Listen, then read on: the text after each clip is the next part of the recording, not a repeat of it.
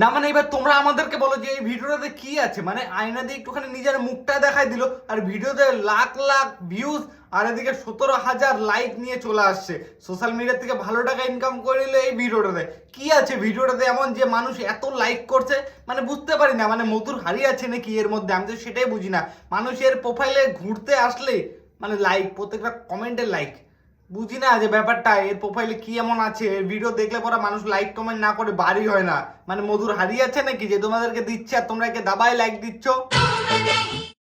মানে চোদন ভিখারি ঘরের ভিতরে মোবাইলের কালেকশন দেখছিস ভাই, এদিকে এসি চালানো এদিকে লাইট চালানো, মানে ঘরের ভিতরে 14-15টা করে লাইট জ্বালায়। আর বিল কোথা থেকে দিচ্ছে জানো? এই যে সবার যে ভিডিওগুলো দেখছে সবাই মিলে আমরা একে বিল দেওয়ার টাকাটা দিয়ে দিচ্ছি, কারণ এর কাছে বিল দেওয়ার পয়সা নাই। এর ভিডিও আমরা দেখছি, এর লাইটের বিল দেওয়ার টাকা উঠায় নিচ্ছে ভিডিও দেখে দেখে। মানে কি বলবো রে ভাই, কি খচ্চর মেয়ে, এতগুলা মোবাইল আছে তার উপর আরো মোবাইল দিয়ে ভিডিও হচ্ছে, তাও এদের টাকা কমে না। বুঝতে পারি না যে সোশ্যাল মিডিয়া থেকে টাকা কামাতে আসছে না নিজের মুখটা দেখাতে আসছে।